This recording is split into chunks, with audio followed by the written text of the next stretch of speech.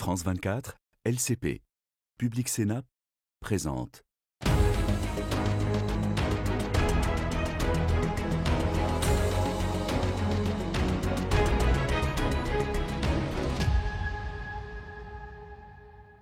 Bienvenue au Parlement européen, au cœur de Bruxelles, où se tient du 19 au 20 novembre un sommet européen sur le cancer. C'est la deuxième cause de mortalité sur le vieux continent après les maladies cardiovasculaires. Chaque année, 2 600 000 personnes sont diagnostiquées d'un cancer et 1 300 000 en décèdent dans l'Union.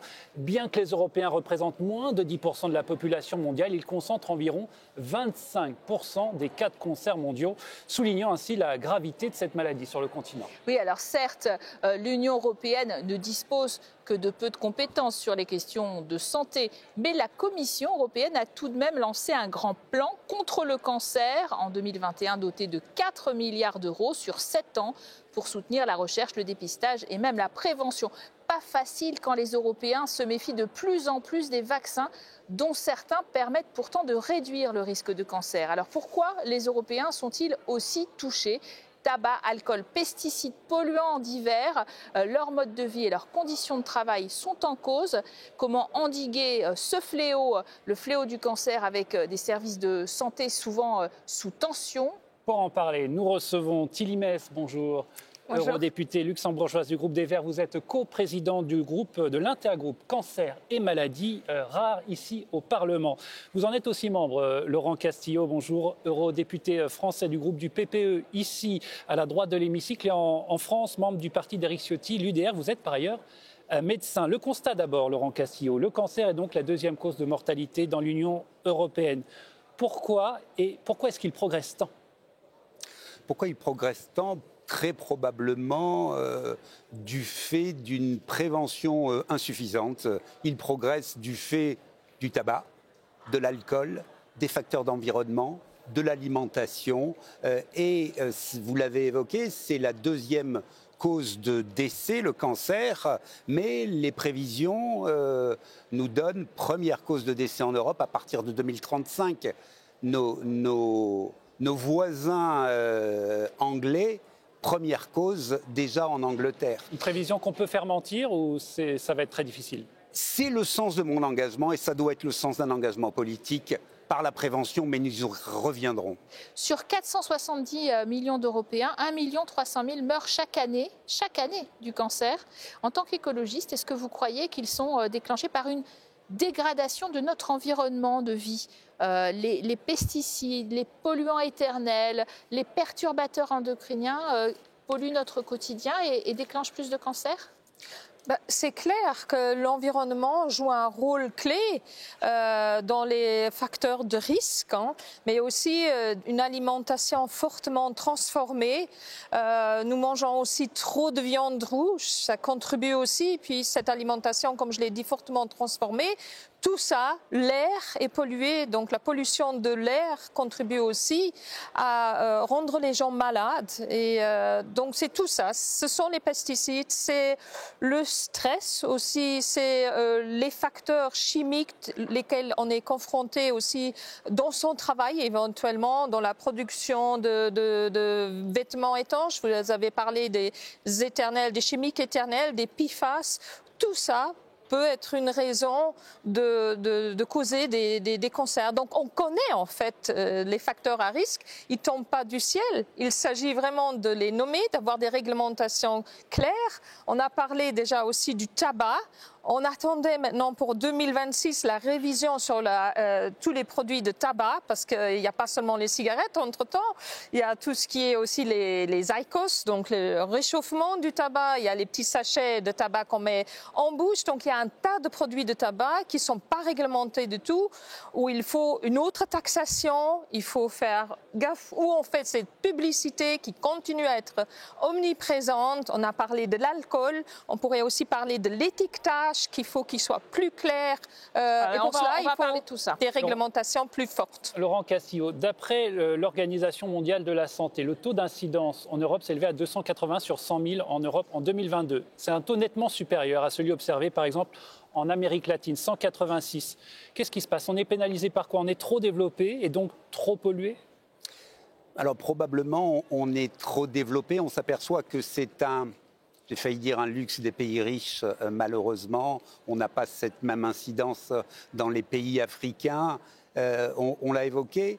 Un cancer sur 2 aujourd'hui serait évitable. Alcool, tabac, environnement, alimentation. Hein. Et ça, c'est une spécificité européenne. Obésité, alimentation surtransformée, trop de gras, la sédentarité, trop de sel, trop de sucre. Tous ces facteurs de pays évolués, le marqueur, c'est l'augmentation du nombre de cancers. Il y a aussi des disparités entre pays. Si nous regardons les incidences de cancer, la Hongrie, le Danemark, la Belgique, mais aussi la France sont nettement au-dessus de la moyenne européenne. Les pays du Sud, l'Espagne, sont plutôt mieux, ainsi que la plupart des pays de l'Est. Alors, comment est-ce qu'on expliquerait, Tilly Metz, ces disparités ? Il faut évidemment, il y a des différences aussi de style de vie, évidemment, de différences de consommation aussi d'alcool, de produits de tabac. Le mouvement, on a dit aussi, donc le fait de bouger, d'avoir une vie plus saine, d'avoir plus recours à la mobilité douce au lieu de tout faire en voiture. Donc tout cela, ça joue. Ça commence aussi par l'urbanisation, permettre aux gens de prendre avec sécurité leur vélo. Ça peut jouer aussi avoir une vie plus saine, c'est qu'il y a une influence évidemment aussi sur la santé. Et puis il y a des différences aussi au niveau de l'accessibilité de ces produits et des contrôles qui y sont effectués. Laurent Cassillo, disons un mot de la France. Le tabac et l'alcool, donc reconnus depuis longtemps, vous le disiez, comme facteur majeur de risque, ils contribuent particulièrement en France à l'augmentation des cancers chez les femmes. Le taux de tabagisme féminin est de 23%, c'est le plus élevé d'Europe. La consommation d'alcool est aussi bien supérieure à la moyenne de l'UE. Il faut changer ces réflexes gaulois. Il faut changer, alors est-ce que c'est des réflexes gaulois? Il faut changer l'information et la formation. Je pense que ce qu'ont réussi les pays nordiques, la Suède par exemple, a comme conséquence d'investir dans la prévention. Là où nous, en France, nous investissons dans le soin, eux investissent dans le soin 2%. 2 à 3% d'investissement dans la prévention en France, 6-7% dans les pays nordiques. On le retrouve à la fin sur la prévention, dans la diminution des cancers et in fine dans l'augmentation de l'espérance de vie en bonne santé qui a un lien direct. En France, pays où la santé allait bien, l'espérance de vie a 9 ans d'écart par rapport à certains pays nordiques. Alors justement, en plus d'un grand plan contre le cancer, la Commission européenne a pris des mesures de prévention, parler de prévention, des mesures de prévention ciblées que nous explique tout de suite le commissaire hongrois à la santé. Environ 40% des cas de cancer peuvent être évités par la prévention. L'an dernier, les États membres ont adopté 2 recommandations importantes. Une sur les environnements sans tabac ni vapotage pour mieux protéger contre les effets du tabagisme passif. Deuxièmement, une recommandation sur la prévention vaccinale de certains cancers. Notre objectif est notamment que 90% des jeunes filles dans l'Union soient vaccinées contre le papillomavirus d'ici 2030. On n'y est pas, Tilly Metz, papillomavirus qui peut déclencher un cancer de l'utérus, précisons-le.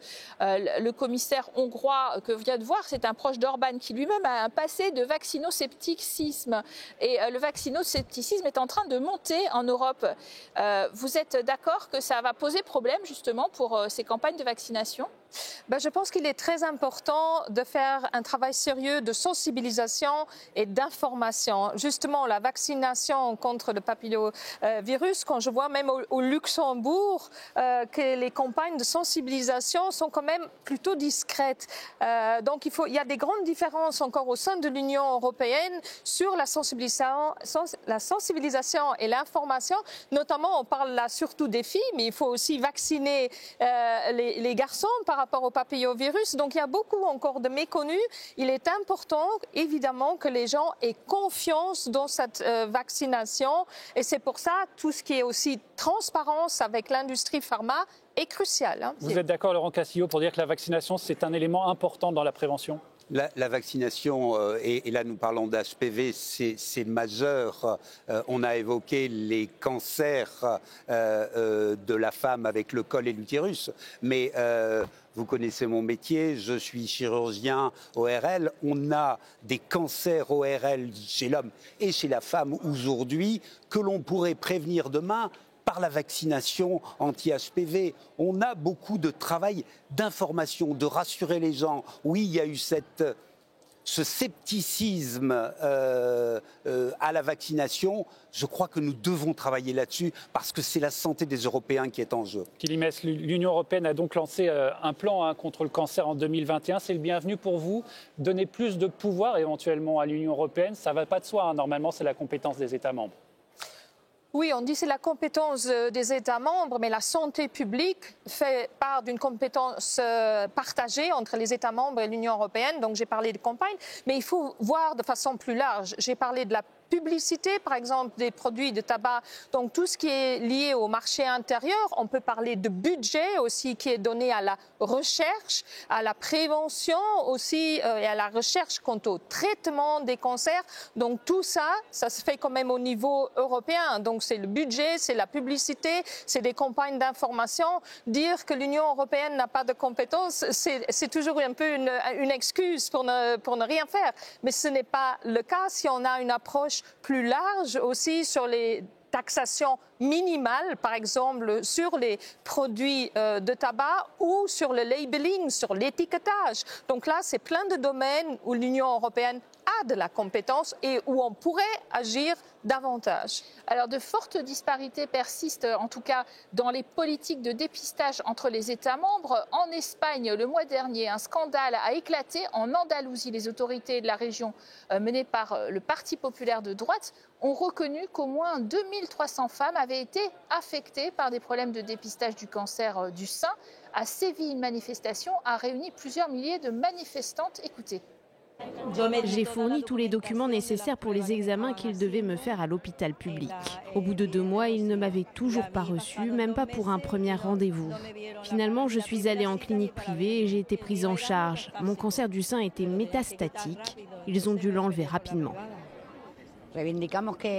Nous insistons sur le fait qu'il ne peut pas y avoir de système de santé publique qui nous laisse tomber. Car la vie d'une seule femme en vaut la peine et il y a des milliers de femmes. Laurent Castillo, voilà ce qui se passe quand on coupe dans les budgets de la santé, comme on l'a fait ces dernières années. L'Europe de l'austérité, c'est l'Europe du cancer.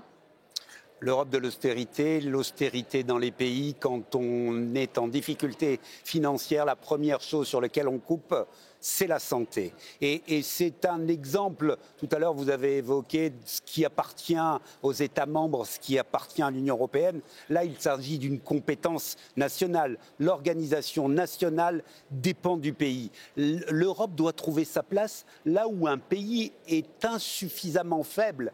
La prévention, c'est du long terme. Je pense que là, l'Europe a toute sa place. La recherche et le développement, elle doit être commune. La place de l'intelligence artificielle en santé, elle doit être commune. Et c'est là que la force des 27 pays de l'État membre doivent se mettre ensemble. Cette problématique que nous avons vue en Espagne, c'est une problématique de moyens pour son système de santé au niveau national. On pourrait quand même s'imaginer que l'Europe donne aussi des standards très clairs d'accès aux soins et aussi au diagnostic et à la prévention. Donc aussi, quand j'ai parlé tantôt de la recherche, maintenant on est en train de demander au niveau européen pour la recherche, pour les nouveaux médicaments, vraiment une optimisation du traitement. Donc de les rendre plus abordables point de vue prix et d'éviter davantage les effets secondaires. Donc on parle au niveau européen bien aujourd'hui d'individualisation, de personnalisation de la médecine et d'optimisation dès lors des traitements. Et ça, c'est quelque chose qu'on peut faire et demander et qu'on va demander au niveau européen. Laurent Castillo, on voit que les causes, elles sont, et les risques, ils sont sanitaires, environnementaux. Est-ce qu'il n'y a pas aussi un risque politique? On parle beaucoup de simplification ces derniers temps, notamment au niveau de la Commission. On a vu passer des propositions de la Commission pour simplifier, par exemple, les réglementations sur les cosmétiques, en disant que les produits qui ne seraient pas ingérés ne présenteraient pas forcément de risques. Est-ce qu'il faut faire attention aussi à cela, à ne pas aller trop loin sur ces sujets-là? Alors,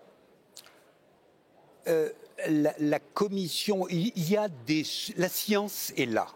La science est là et je suis professeur de médecine, vous le savez. Je veux dire, il faut se baser sur les éléments de la science. J'ai l'impression qu'à des moments, nous avons un éléphant dans la pièce, l'alcool, le tabac, l'obésité, et que nous allons regarder la petite souris qui joue un rôle. C'est le perturbateur endocrinien, la petite souris. Hein. Je ne parle pas des. Je veux dire, il y a probablement des éléments sur lesquels on doit jouer. Mais jouons aussi et surtout sur ceux qui sont identifiés. Bien sûr que les PFAS jouent un rôle majeur dans la santé de nos concitoyens aujourd'hui et demain. Je ne vous dis pas l'inverse. Alors, Madame Metz, vous êtes un peu plus critique peut-être sur ce dossier. Non, je pense qu'on est effectivement la simplification. Si elle aboutit à une dérégulation, alors on est à côté de la plaque. Et pour le moment, c'est quand même quelque chose qui se passe par rapport, on a parlé de l'environnement, on n'a pas réussi à avoir une réglementation sur l'utilisation de moins de pesticides, une utilisation plus responsable. Donc, en fait, notre mission première en tant qu'Union européenne et un des grands atouts qu'on avait, c'est justement ces réglementations sont là pour protéger les citoyennes et les citoyens et pour prévenir justement les maladies. Donc, si la simplification conduit à la dérégulation, c'est un clair non de la part du groupe des Verts. Merci en tout cas à tous les deux d'avoir très bien démontré que le cancer fait débat, beaucoup d'inquiétudes, mais aussi beaucoup de recherches sur ce sujet. Merci à vous d'avoir été nos invités. Merci à vous, merci Caroline et bonne suite de programmes sur nos chaînes.